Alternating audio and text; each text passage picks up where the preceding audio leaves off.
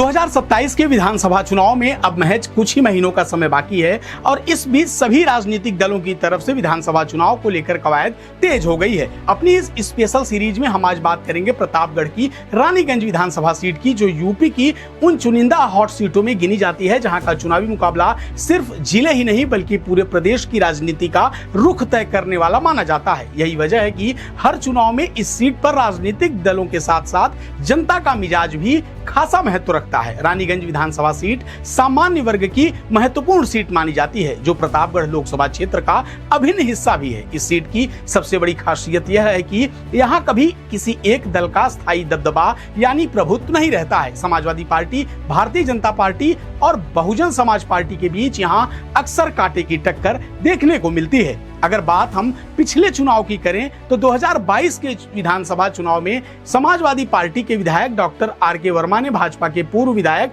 धीरज ओझा को हराकर जीत दर्ज की थी। वहीं 2017 में भाजपा के धीरज ओझा ने इस सीट पर जीत हासिल की थी। इस सीट के अगर राजनीतिक इतिहास की बात करें तो वो भी काफी दिलचस्प है। पहले यह इलाका बीरापुर विधानसभा क्षेत्र में शामिल था, जहां 1952 से 62 तक कांग्रेस का दबदबा था, यानी कि कांग्रेस का विधायक था।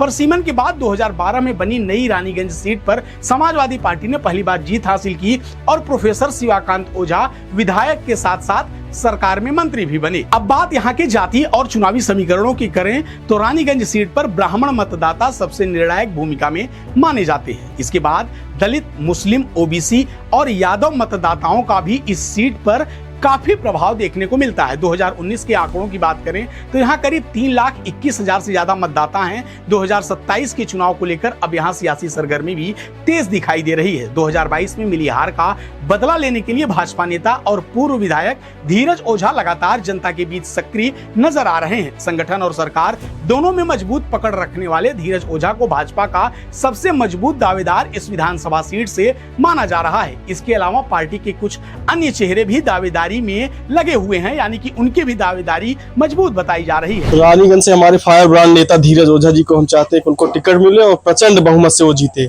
जितनी सीट उत्तर प्रदेश में भारतीय जनता पार्टी की निकले उतने वोटों से धीरज ओझा जीते।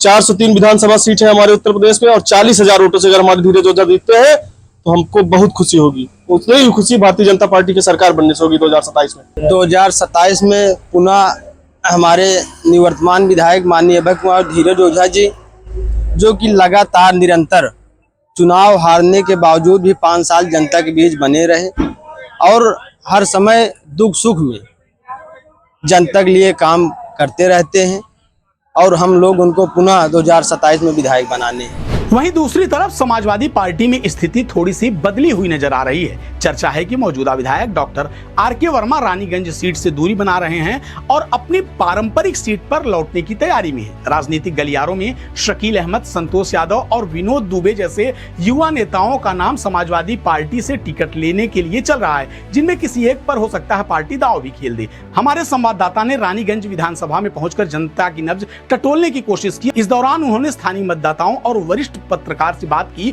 जिनके अहम विचार निकलकर सामने आए हैं। देखिए, रानीगंज में जो विधायक है इस समय आर.के. वर्मा जी, वो क्षेत्र में आते नहीं, जनता जो है उनसे नाखुश नजर आती है और इस कारण से उनका जो है ग्राफ पूर्ण रूप से खत्म हो रहा है यहाँ रानीगंज से।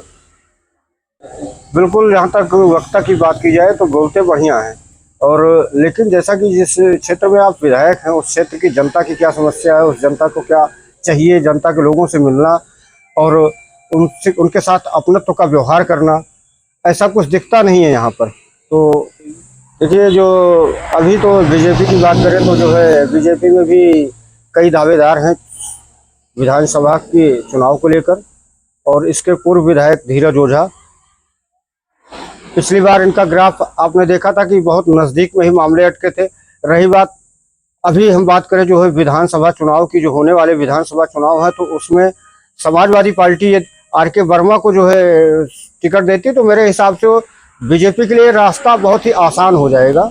ग्राउंड रिपोर्ट और स्थानीय समीकरणों को देखें तो फिलहाल इस सीट पर भाजपा का पलड़ा थोड़ा सा भारी नजर आ रहा है। हालांकि चुनावी राजनीति में आखिरी और महत्वपूर्ण फैसला जनता के मतदान से ही तय होता है। अब देखना यह दिलचस्प रहेगा कि क्या भारतीय जनता पार्टी इस सीट पर वापसी कर पाएगी या फिर समाजवादी पार्टी किसी नए चेहरे को उतारकर मुकाबले को अपने लिए और दिलचस्प बनाएगी। आप क्या सोचते हैं? इस बार रानीगंज विधानसभा सीट पर जनता किसे मौका देगी? कमेंट करके हमें जरूर बताएं।